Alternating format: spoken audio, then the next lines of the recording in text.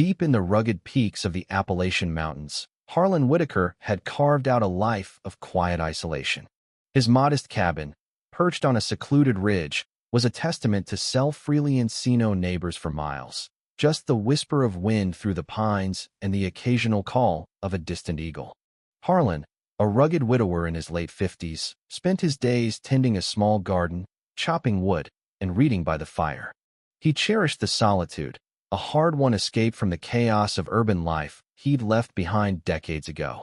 One crisp autumn morning, that peace shattered with the crunch of tires on his gravel driveway. A sleek SUV pulled up, and out stepped Brenda Hargrove, the president of the nearby Willow Creek Homeowners Association. Dressed in a crisp blazer and wielding a clipboard like a weapon, she approached with a forced smile. "Mr. Whitaker, I'm Brenda from the HOA.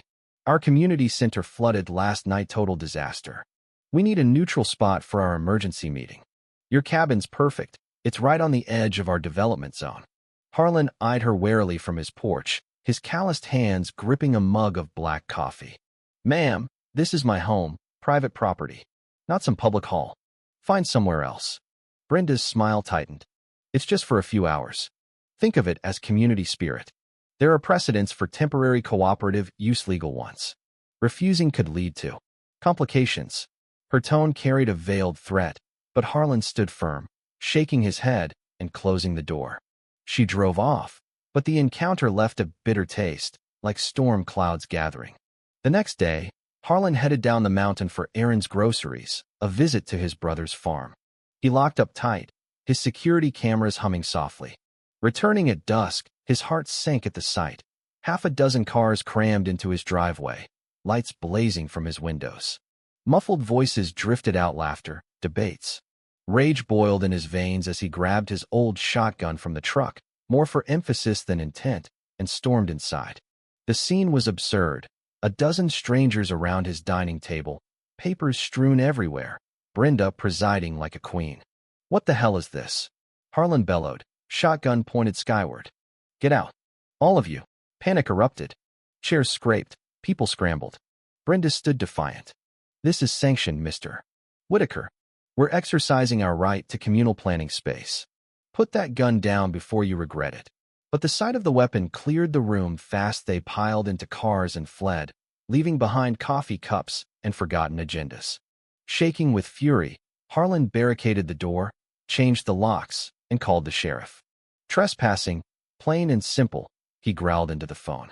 The deputy promised to investigate, but Harlan knew this was just the beginning. Weeks later, a lawsuit landed on his doorstep like a grenade.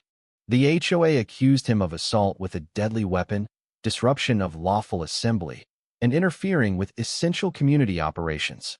They painted him as a violent recluse threatening progress. The audacity ignited a fire, and Harlan wasn't backing down. He enlisted his sharp-witted attorney, Elena Vasquez, and a constitutional expert, Victor Singh. Together, they dug in. No prior notice, no permission. Harlan's cameras captured the break-in crystal clear. Social media buzzed with HOA members boasting about taking initiative and bypassing the hermit. Elena filed a countersuit, trespass, fraud, harassment, and a demand for an injunction barring the HOA from his land forever. Discovery unearthed a cesspool of deceit.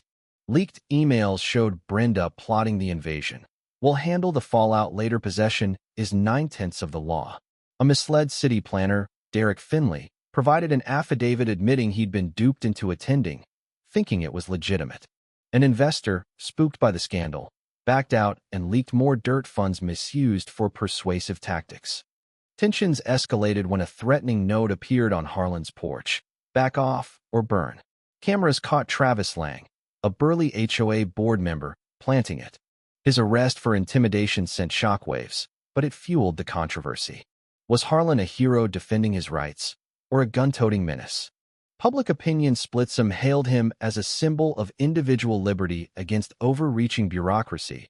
Others decried his armed confrontation as reckless vigilantism, sparking heated debates online about gun rights and property lines. Media frenzy amplified the drama. Leaked stories portrayed the HOA as corrupt elites preying on the vulnerable, while Brenda's desperate press conferences backfired, her denials unraveling under scrutiny.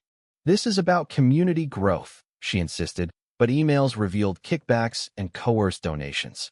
In court, the tide turned decisively. The judge granted Harlan's injunction, slamming the HOA for blatant fraud. A state audit followed, suspending their operations. Criminal charges rained down. Brenda arrested for embezzlement, coercion, and orchestrating the trespass scuffed in front of cameras, her empire crumbling. Other board members resigned or faced indictments, their lavish lifestyles funded by skimmed dues exposed. Residents revolted, filing complaints that toppled the whole rotten structure. The HOA lost its charter, inspiring scrutiny of similar groups statewide. Were they protectors or parasites? Harlan's victory was sweet. Summary judgment awarded him $200,000 in damages, plus seized HOA assets, a truck, office equipment that he sold for extra peace of mind. His property was forever exempted from zoning grabs, a permanent shield. As winter snow blanketed the mountains, Harlan installed bold signs: "Private property, no trespassing." Violators prosecuted. He sipped whiskey by the fire, reflecting on the madness of entitlement, how one man's home became a battleground for greed. The world debated, did Harlan overreact with the shotgun, inviting danger, or was it justified self-defense in a lawless intrusion? The controversy lingered, but for Harlan, peace returned. Occasional visitors knocked, eyeing the cabin for retreats, but he turned them away with a polite smile.